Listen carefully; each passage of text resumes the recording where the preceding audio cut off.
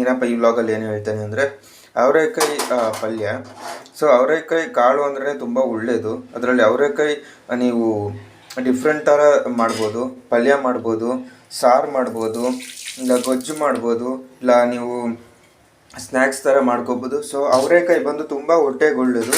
ಹೊಟ್ಟೆಗೆ ಮಾತ್ರ ಅಲ್ಲ, ಹಾರ್ಟ್ಗೆ, ಕಿಡ್ನಿಗೆ, ಸೊ ಲಂಗ್ಸ್ಗೆ ತುಂಬಾ ಒಳ್ಳೆಯದು. ಸೊ ನೀವು ಅಂದರೆ ಇದನ್ನು ಯಾವ ಥರ ಡಿಫ್ರೆಂಟಾಗಿ ಮಾಡೋದು ಅಂತ ನಾನು ತೋರಿಸ್ತೀನಿ ವ್ಲಾಗಲ್ಲಿ. ವೆಯ್ಟ್ ಮಾಡಿ, ನೆಕ್ಸ್ಟ್ ಪಾರ್ಟಲ್ಲಿ ನಾನು ತೋರಿಸ್ತೀನಿ. ಫಸ್ಟು ಎಣ್ಣೆ ಹಾಕ್ಕೊಳ್ಳಿ. ಆಮೇಲೆ ಲೈಕ್ ಗ್ಯಾಸ್ ಅಂಟಿಸೋದು ಬೇಡವಾ ಅಂತ ಕೇಳ್ಬೋದು. ಎಸ್, ಗ್ಯಾಸ್ ಅಂಟಿಸ್ಕೊಳ್ಳಿ. ಆಮೇಲೆ ಮೊಟ್ಟೆನ ಹೊಡೆದಾಕ್ತಾ ಇದ್ದಾರೆ. ಸೊ ಆಮೇಲೆ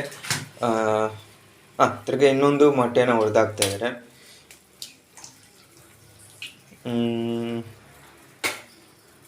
ತಿರ್ಗಿ ಹೇಳ್ಬೇಕಾ? ಸೊ ಸೇಮ್ ಅದೇ.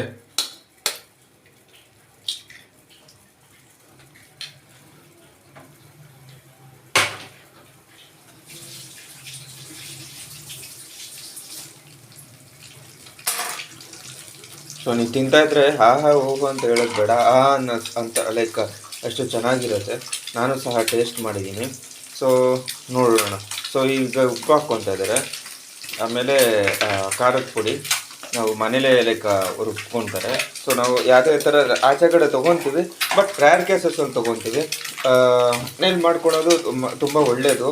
ಲೈಕ್ ನಮಗೆ ಏಕದವ್ರು ಇರ್ತಾರಲ್ಲ, ಸೊ ಅವ್ರಿಗೆ ತುಂಬ ಒಳ್ಳೆಯದು. ಸೊ ಗರಂ ಮಸಾಲ. ಸೊ ಗರಂ ಮಸಾಲ ಆದಮೇಲೆ ನೋಡೋಣ, ಲೈಕ್ ಎಕ್ಸ್ಪ್ಲೇನ್ ಮಾಡ್ತೀನಿ ಯಾವ ಥರ ಇರುತ್ತೆ ಅಂತ. ಇವಾಗ ನೋಡ್ಬೋದು ನೀವು, ಸೇಮ್ ಲೈಕ್ ಆಮ್ಲೆಟ್ ಥರ ಬಂದ್ಬಿಡ್ತಲ್ಲ. ಸೊ ಆ ಥರನೂ ಮಾಡ್ಬೋದು, ಬಟ್ ಅದಕ್ಕೆ ಅಂಚು ಲೈಕ್ ಹೀಟಾಗಿ ಲೈಕ್ ಅದ್ರ ಮೇಲೆ ಒಂದು ಪ್ಲೇಟ್ ಹಾಕಿರೋದು, ಅಂದರೆ ಅದಿನ್ನೂ ಚೆನ್ನಾಗಿ ಬರುತ್ತೆ ಪದಾರ್ಥ. ಈಗ ಮಿಕ್ಸ್ ಮಾಡಿಕೊಡಿ ಚೆನ್ನಾಗಿ.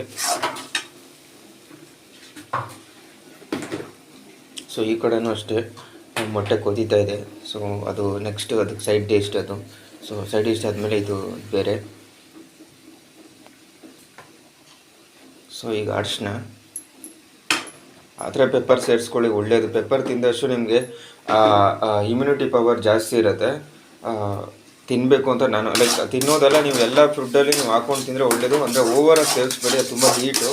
ಸೊ ಇದರಲ್ಲಿ ನೀವು ಎಷ್ಟು ಬೇಕೋ ಅಷ್ಟು ಹಾಕ್ಕೊಳ್ಳಿ. ಈಗ ಸೊಳ್ಳೆ ಗಿಳ್ಳೆ ಕಚ್ಚುತ್ತಲ್ಲ, ಸೊ ಅಂದರೆ ಪೆಪ್ಪರ್ ಸೇರಿಸೋದು ತುಂಬ ಒಳ್ಳೆಯದು. 2 ಲವಂಗ ತೊಗೊಳ್ಳಿ, ನೀರು ತೊಗೊಂಡು ಅದರಲ್ಲಿ ಮುಳುಗಿ, ಸೊ ಆವಾಗ ಅದು ನಿಮಗೆ ಅಷ್ಟು ವಿಷಯನ ಅದು ಎಳ್ಕೊಳುತ್ತೆ. ತುಂಬ ಒಳ್ಳೆಯದು ಲೈಕ್ ಸೊಳ್ಳೆ ಕಚ್ಚಿದ್ರೆ. ಸೊ ಏನಪ್ಪ ಸೊಳ್ಳೆ ಮಟ್ಟಿಗೆ ಬಂದ ಅಂತ ಹೇಳ್ತೀನಿ, ಅದು ಯಾವ ಥರ ಅಂತ. ಸೊ ಈ ಬ್ಲಾಗಲ್ಲಿ ಇದನ್ನು ಎಕ್ಸ್ಪ್ಲೇನ್ ಮಾಡೋಣ ಅಂತ ಹೇಳ್ತಾ ಇದ್ದೀನಿ. ಸೊ ಇಷ್ಟೇ, ಇನ್ನೇನಿಲ್ಲ. ಜಸ್ಟ್ ಫ್ರೈ ಮಾಡಿಕೊಂಡು ನನ್ನ ತಟ್ಟೆಗೆ ಹಾಕ್ಕೊಂಡು ತಿನ್ನೋದೆ ಅಷ್ಟೇ. ಸೊ ಸಿಗ್ತೀನಿ, ಈಗ ಪೆಪ್ಪರ್ ಹಾಕ್ತಾಯಿದ್ದಾರೆ. ಸೊ ಸಿಗ್ತೀನಿ ಅನ್ನೋ ಟೈಮಲ್ಲಿ ಪೆಪ್ಪರ್ ಸಿಗ್ತಾಯಿದೆ. ಸೊ ಓಕೆ, ಕೂಗ್ದೆ ಏನಾದರೂ ಮೇಲ್ಮೇಲೆ ಹಾಕ್ಬಿಟ್ಟರೆ ಏನು ಗೊತ್ತಿಲ್ಲ. ಸೊ ಓಕೆ, ಇಷ್ಟೇ, ಏನಿಲ್ಲ. ಈ ವ್ಲಾಗ್ನ ಇಲ್ಲಿಗೆ ಎಂಡ್ ಮಾಡ್ತಾಯಿದ್ದೀನಿ. ಚೆನ್ನಾಗಿ ಫ್ರೈ ಆಗಬೇಕು, ಚೆನ್ನಾಗಿ ಫ್ರೈ ಆಗಬೇಕು. ಹಂಗೆ ತಟ್ಟೆಗೆ ಹಾಕೋಬಿಡ್ಬೇಡಿ. ಇದಾದಮೇಲೆ ಲೈಕ್ ಮೈನ್ ಮ್ಯಾಟ್ರ್ ಮಾಡ್ಕೋದೆ. ಸರಿ, ಈಗ ಕಾಳುಗಳನ್ನ ನಾವು ಹಾಕ್ಕೊತಾ ಇದ್ದೀವಿ.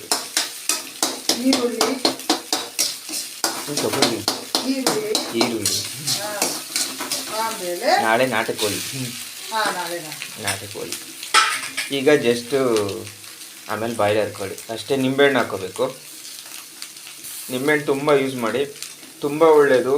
ನೀವು ಯಾವುದೇ ಒಂಥರ ಲೈಕ್ ಅಸಿಡಿಟಿ ಇರುತ್ತಲ್ಲ, ನೀವು ಅಸಿಡಿಟಿಗೆ ನೀವು ಇದು ತಿಂದಿದ ತಕ್ಷಣ ಲೈಮ್ ಜ್ಯೂಸು, ಇಲ್ಲಾಂದರೆ ಲೈಮ್, ನೀವು ಶುಗರ್ ಇರೋರಿಗೆ ಬರೀ ನೀರಲ್ಲಿ ಹಾಕಿ ನಿಂಬೆಹಣ್ಣನ್ನ ಅಪ್ಲೈ ಮಾಡಿ ಜಸ್ಟ್ ನೀವು ಹಂಗೆ ಕುಡೀರಿ. ಸೊ ಅದು ನಿಮಗೆ ಅದು ಅಸಿಡಿಟಿ ಅನ್ನೋದು ಒಡೆದು ಬಿಡುತ್ತೆ. ಸೊ ನಿಂಬೆಹಣ್ಣು ಜಾಸ್ತಿ ಸೇವನೆ ಮಾಡಿ.